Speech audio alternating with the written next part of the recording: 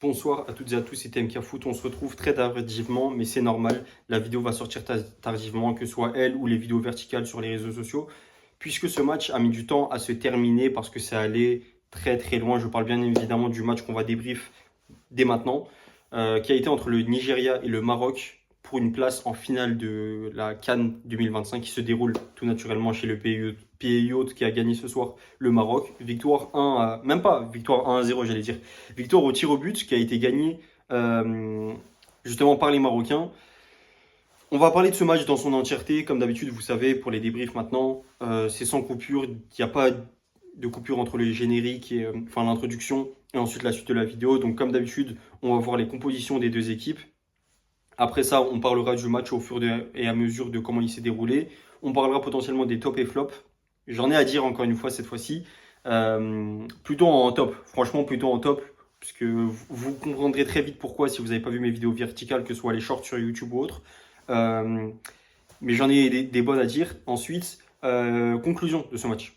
Que penser, que ce soit pour le Nigeria, la suite à venir, et le Maroc tout naturellement, déjà pour parler de la suite, la finale, et même plus tard pour la Coupe du Monde. Donc on va commencer avec les compositions d'équipe. Commençons par la première équipe, donc le Nigeria. C'est un 4-3-3 pour les deux équipes que je vais vous afficher. Donc pendant que je vous la lis, hop, je vous mets ici l'affiche. Au cage, on a Nwabali, le goal qui était présent à la précédente CAN également. En défense, sur les côtés, on va commencer d'abord. On a le latéral gauche Onyema Echi. On parlera plus tard de son match, mais c'est dingue ce mec. À droite, Osayi Samuel, on le connaît avec Fenerbahçe, même s'il ne joue plus. En défense centrale, Calvin Bassey et Ajayi. Milieu de terrain, Onyedika, Iwobi et Onyeka. Et en attaque, on retrouve Lookman, Akor Adams et Victor Osimhen. Pas besoin de les présenter, ces mecs-là, ils jouent tous dans des top clubs. Peut-être Akor Adams qu'on connaît moins parce qu'il joue à Séville, mais sinon on les connaît tous. Du côté du Maroc, je vous affiche également l'équipe. 4-3-3, Bono au cage. Les latéraux, là c'est du classique qu'on connaît beaucoup plus ces joueurs-là en Europe. Achraf Hakimi à droite, Mazraoui qui joue à gauche. Pour ce match-là, en défense centrale, on a Massina, Ayef, Agard.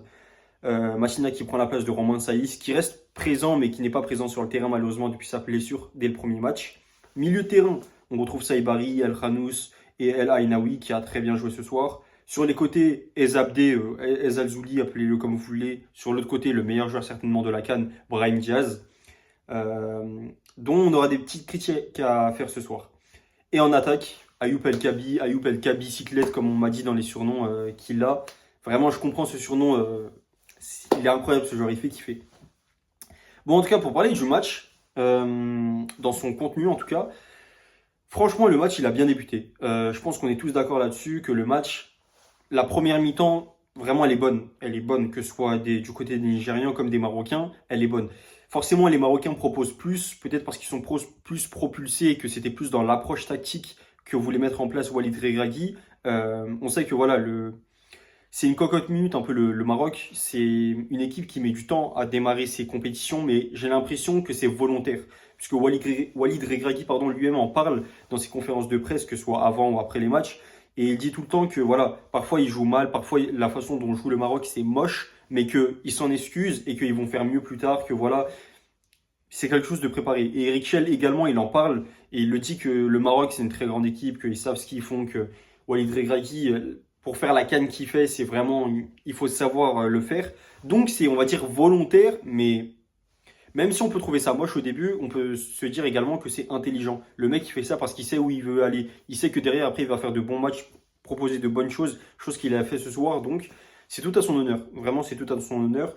Et le match, il a bien démarré, ça a tenté des choses, ça n'a pas forcément réussi. C'est pas grave, c'est la vie, on avance, on continue, on essaie de faire des choses. Parfois, ça marche pas forcément bien. Ça peut être pour X ou Y raison, mais j'ai trouvé que globalement le match, enfin la première mi-temps était bien, puisque c'est une entame, c'est une demi-finale, tu sais que tu joues ta peau littéralement. Donc c'est pas la même chose que quand j'avais critiqué le match Cameroun-Côte d'Ivoire. Je tiens à revenir là-dessus également parce que j'avais dit que pour moi le match était décevant. Tout le monde m'a dit mais c'était le match le plus intense de la CAN jusqu'ici, c'est incroyable, tu te rends pas compte et tout. Peut-être que je m'en rends réellement pas compte, ça c'est une chose.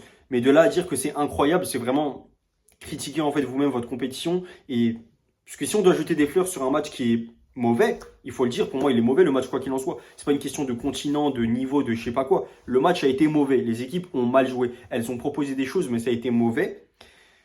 Dans ce cas-là, tu es en train de minimiser et de rabaisser, je trouve, un peu ta canne. C'est dommage. Là où justement sur ce match-là, c'est une demi-finale, il faut prendre en compte le contexte. Tu peux moins te permettre de prendre des risques. Tu peux moins te permettre.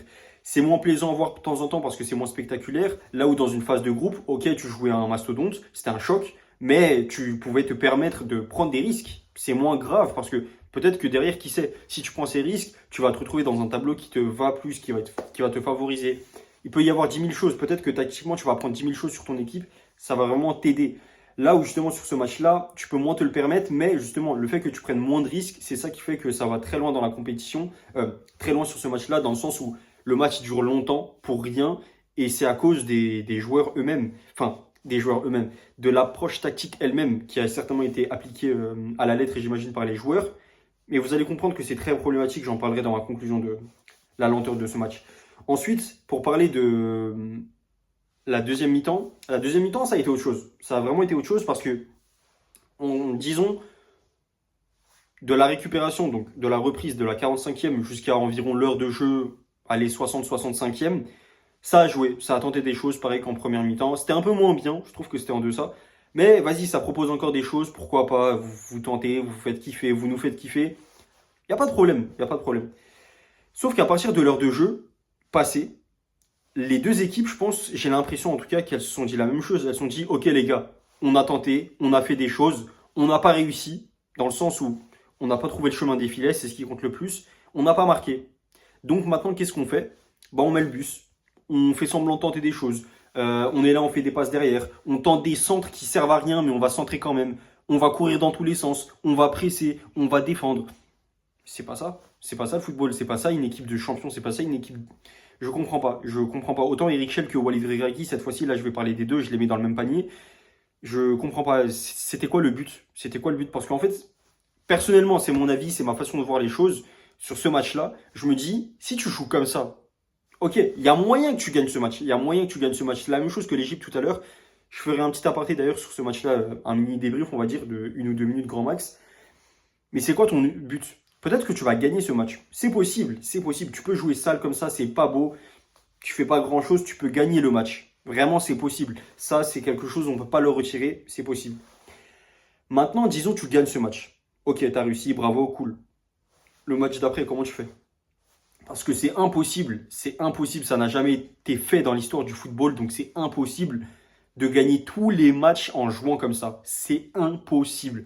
Déjà, toutes les tactiques ont des failles, ça c'est une chose, mais cette tactique, elle en a d'autant plus parce que elle est relou, autant pour toi que pour tes joueurs, que pour les fans. Ça c'est une chose, ça énerve. Mais en plus de ça, c'est pas une tactique infaillible. Donc pourquoi tu la tentes? Tu peux la réussir ce soir. Disons que les Nigériens avaient réussi, même s'ils n'ont pas joué de la pire des manières, au bout d'un moment, ils ont commencé un petit peu à le faire. Tu joues comme ça, tu vas en finale. Contre le Sénégal, tu penses sérieusement que tu vas gagner ton match comme ça? Tu vas aller en finale. Mais dire, ok les gars, on est allé en finale, ça sert à quoi? Ça sert à quoi à part faire kiffer quelques Nigérians? Ça sert à rien. Ça sert à rien parce que tu sais que t'as pas joué de la bonne façon. Donc, à quoi bon le faire? Dès le début, je pense, hein, personnellement, c'est ma façon de voir les choses. Ça peut être un peu couillu de le voir comme ça, désolé du terme, mais c'est ma façon de voir les choses. Prends des risques. Prends des risques, essaye de faire des choses. Ça marche pas. Au moins, tu peux dire, les gars, on a tenté de faire des choses. Il y avait 0-0. Au moins, on a débloqué le match. Grâce à nous, il y a eu 1-0, 2-0. Qui sait, peut-être Osimhen, il met un doublé ce soir. Mais comme t'as pas tenté, comme voilà, t'as voulu rester sur un truc où tu t'es dit, non, on va rester sur ce qu'on connaît, les bases, on prend pas de risques. Bah, tu vas jusqu'au bout, au bout, au bout, parce que tu n'y arrives pas. Derrière, en face, tu as une équipe qui est meilleure que la tienne. Le Maroc est meilleur que le Nigeria sur le papier. Je l'ai dit dans mon live, juste avant que le match commence, dans mon live TikTok, je l'ai dit. Sur le papier, le Nigeria est une équipe plus mauvaise que le Maroc. Derrière, tu perds le match. Là, on est purement sur de la logique. On est purement sur de la logique. Il n'y a rien de plus, rien de moins. Tu as une équipe moins bonne, tu essayes de faire le mec qui préserve le score de 0-0 parce que, entre guillemets, il t'avantage. Mais derrière, tu perds ce match. Donc, à quoi bon faire ça? À quoi bon faire ça? C'est impertinent. Je trouve ça vraiment impertinent. Donc, ça allait comme ça jusqu'aux prolongations. Ça a fait des choses sans vraiment faire des choses. Les remplaçants, je vais voir qui c'est, mais ils ont essayé d'apporter des choses, franchement. Mais c'était pas suffisant, je trouve. Pas suffisant. Du côté du Nigeria, donc, les rentrants, c'était Moses Simon, Chukwueze. Chukwueze est rentré trop tard. Chukwueze est rentré trop tard, il servait à rien. Sinon, les autres, ils n'ont pas assez apporté, malheureusement. On ne peut pas leur en vouloir. Du côté du Maroc, c'est pareil. Du côté du Maroc, j'ai une chose à dire. Hamza Igaman. Hamza Igaman, il est rentré à la place de El Kabi. Pourquoi? Pourquoi? Non seulement il n'a pas assez apporté, mais deuxièmement, El Kabi, il jouait bien. Et El Kabi, il proposait des choses. En fait, pour moi, il fallait les avoir. Je pense que Walid Regragui, c'était son but. Mais peut-être qu'il a voulu justement ne pas trop se brûler les ailes et c'est là qu'il a voulu faire le changement. Mais El Kabi proposait. À chaque fois, il allait au duel contre Calvin Bassey. Soit à la fin, il allait réussir à le passer, Bassey, soit il allait réussir à obtenir un penalty, j'en sais rien. Et derrière, il le met le péno. Ou tu laisses Hakimi le tirer, peu importe, mais qui tu veux. Mais même Bono si tu veux. Toi-même, tire-le au Walid si tu veux. Il n'y a aucun souci là-dessus. Mais tu aurais pu. Là, t'as pas eu ça. T'as pas eu cette situation avantageuse où tu essayes de jouer de ça. T'essayes pas. Donc, à quoi bon? Tu fais rentrer lui, tu fais rentrer NSRI, fais rentrer tous les numéros 9 du monde. Il n'y a aucun problème là-dessus. Tu vas pas gagner ton match comme ça. C'est pas comme ça que ça se passe. Donc, je comprends pas. Là-dessus, j'ai vraiment pas compris. Il y avait de l'incohérence. Saïbari, tu le sors alors qu'il t'apporte des choses. Brahim Diaz, t'allais le sortir. Au final, tu le sors pas. Mais au final, tu le sors parce que je vois que là, il est sorti. Je crois que c'est. Comment il s'appelle? Ilias Akomash qui le remplace. Akomash, je sais pas comment on dit, le joueur de Villarreal. Pourquoi? Ezabde, il manquait de puissance. Il manquait clairement de puissance dans ses frappes, il n'y a pas de souci. Mais il t'apportait des choses. C'est un mec, c'est un percuteur. C'est un mec qui t'apporte des choses. Donc pourquoi le changer? J'ai pas compris. Des incohérences. Des incohérences, je pense que leur match a été tant bien que mal. Hein. Tant bien que mal. En dehors du score, du fait qu'ils se qualifient. Le Nigeria comme le Maroc. C'est pas un match qui a été 4-0. Donc c'est une humiliation pour une des deux équipes. Quoi que ce soit. Non, il y a des enseignements à tirer de ce match. Et vraiment, le Nigeria prenez plus de risques. Le Maroc de votre côté, c'est pas prenez plus de risques, mais persistez plus, continuez plus, parce que vous êtes déjà en train de faire de bonnes choses, mais allez au bout des choses. Vous montrez un truc bien, et quand vous arrivez au bout, vous êtes à deux doigts justement de pouvoir déverrouiller la porte, de faire tomber la serrure. Vous êtes là, vous dites ah non, attends, je vais acheter une nouvelle porte, je vais la changer. Bah non, casse la porte, va au bout, défonce-la, cette porte, arrache-la, je sais pas, mets un chassé dedans, fais un truc. Là, ça a été vraiment dommage, parce que les Marocains, vous deviez gagner, vous méritiez de gagner ce match. Et limite, j'ai envie de dire, au vu de la prestation et même du contexte avant que ce match débute, c'était la moindre des choses de gagner ce match. Mais quand tu le vois comment ils le gagnent, ils l'ont gagné de la façon la plus minime, je trouve. C'est vraiment dommage. C'est vraiment dommage. Autre chose à noter pour ce match, puisque là, j'en viens à la conclusion. Le Maroc, justement, ça a vraiment pêché pour vous. Et je pense que Walid Regragui, il s'en rend compte et il doit avoir énormément de regrets là-dessus. C'est que, de base, le Sénégal a un avantage par rapport à vous, c'est que le Sénégal a joué quelques heures avant vous. Donc physiquement, ils sont mieux, ils vont pouvoir récupérer plus vite. Et même mentalement, ils sont plus rassurés. Ils se disent, ok les gars, on a joué notre match. Maintenant, on va regarder tranquillement le match en direct du Maroc. C'est une information importante à prendre en compte. Hein. Ça doit certainement énormément jouer dans, comment dire, dans l'ambiance que peut avoir une compétition et le fait que les Sénégalais puissent regarder ce match ensemble devant la télé quand ils regardent le Maroc jouer. Et voir d'un autre côté, le Maroc, eux, jouent les prolongations. Il y a une minute de temps additionnel, il y a une autre minute de temps additionnel, ça va au tir au but. T'es fatigué. T'es fatigué à la fin du match, t'es KO. Donc pourquoi jouer ce match jusqu'au bout? C'est dommage. Pour moi, ils auraient dû le terminer plus tôt. Là où justement le Sénégal a réussi, Sadio Mané, peut-être qu'il s'est aussi dit ça et c'est de là que c'est parti d'un éclair son but. Il a réussi à mettre un but dans les dernières minutes. Il a réussi à mettre un but dans les dernières minutes. Un match super relou contre l'Égypte. Et au final, il gagne le match. Sadio Mané, tu le vois à la fin du match, il fait les gars, calme, calme, calme. Mais il le fait pas en arrogance. Il le fait pas pour faire l'artiste. Non, il le fait en mode les gars, calme, tranquille. On a gagné. On est en finale. Mais tranquille. On n'a pas gagné encore la compétition. Donc évidemment, reste tranquille. Il a raison de le faire. Là où justement les Marocains, c'est parti dans tous les sens. Ils sont emportés. C'est normal. C'est les tirs au but. T'es fatigué. T'as la hype. T'as envie de gagner ce match. C'est normal. Mais derrière, du coup, ça fait que psychologiquement, t'es plus en mode fête. Là où le Sénégal, ils sont en mission. Ils sont super concentrés. T'as Sadio Mané, le leader de l'équipe, qui est là à dire les gars, tranquille, tranquille. Déjà, non seulement il montre l'exemple comme ça, mais même sur le terrain, il montre l'exemple via son but. Là où justement, de l'autre côté, les leaders du Maroc, bon, le leader principal, c'est Walid Regragui, il n'a pas répondu présent, je trouve. Et Brahim Diaz, autre chose aussi, Brahim Diaz, tu m'as énervé parce que tu as fait un truc comme Désiré Doué, et je trouve que c'est un truc qui sert à rien, qui sert vraiment à rien. À un moment, il a le ballon, je sais plus, c'est vers la fin du match, il a le ballon, il le stoppe. Il est face à Iwobi ou je sais plus quel joueur. C'est un joueur offensif mais qui se met à défendre contre lui. Et il stoppe le ballon, il fait semblant de percuter à gauche, à droite, à gauche, à droite. Le ballon ne bouge pas d'un poil. Le ballon ne bouge pas d'un poil. Donc il reste au même endroit, il fait la même chose. Gauche-droite, tu fais semblant de faire des trucs, des feintes de corps, mais tu bouges pas du tout. À quoi bon? À quoi bon, Brahim? Derrière, il fait ça, il voit qu'il n'y arrive pas, il fait une passe derrière. Franchement, parlons sérieusement. Tu fais ça, on est dans un City, on est dans un Five, il n'y a aucun problème. C'est t'es une galère, mais ça arrive à tout le monde. Là, t'es dans un match professionnel, t'es en demi-finale de Cannes. T'es en demi-finale de Cannes, mec, tu joues au Real Madrid. Tu oses faire ce genre de choses, c'est honteux. C'est juste honteux. Désiré Doué, il le fait, ça m'énerve, ça m'énerve. Et j'ai pas envie de comparer les choses parce qu'une erreur est une erreur, point final. Toi, tu le fais en demi-finale. Tu le fais en demi-finale, il n'y a pas de match retour. C'est fini, c'est fini. Je comprends pas. Brahim Diaz, ce soir, il n'a pas répondu présent sur son match. Je ne veux pas dire non plus que son match était catastrophique, que c'est le pire des matchs que j'ai jamais vu, mais c'est décevant. De l'autre côté, par contre, je vais parler du joueur qui jouait sur son côté également. Donc, Brahim Diaz est côté droit, le côté gauche du Nigeria, le latéral gauche. Onyemaichi, je connaissais pas son blaze. Bruno, il est super fort ce mec. Il joue à l'Olympiakos. J'en ai fait une vidéo parce qu'il mérite une vidéo ne serait-ce que verticale minimum. Ce mec, il joue à l'Olympiakos. C'est pas un mauvais club, l'Olympiakos. Mais pourquoi il joue pas à Arsenal? Pourquoi il joue pas à l'Inter? Pourquoi il joue pas à Aston Villa? Je suis très sérieux. Je sais pas s'il propose tout le temps ce genre de prestations, mais si c'est le cas, il doit jouer dans les meilleurs clubs du monde, ce mec. Il doit, peut-être pas dans les meilleurs, allez, les 10, 15, 20 meilleurs. Je prends large. Mais pour vous faire comprendre que ce mec, il doit pas jouer à l'Olympiakos. Il doit jouer bien au-dessus. Avec tout le respect que j'ai pour l'Olympiakos, je vous aime bien. Il n'y a pas de souci là-dessus. Mais il doit jouer plus haut. Il doit juste jouer plus haut parce que il est trop fort, ce mec. Il est juste trop fort. Le match qu'il a fait, c'est impressionnant. C'est fort. C'est vraiment fort. Bon, comme je vous l'ai dit, maintenant, on a fini de parler de ce match-là. Qu'en retenir? Du côté du Nigeria, on va faire assez vite pour la conclusion, puisque je suis KO avec le match qui a duré 2-3 heures, je ne sais même plus. Le Nigeria, franchement, vous méritiez. Vous méritiez, non, vous n'avez pas démérité. Donc, si vous gagnez le match, ça n'aurait pas été scandaleux.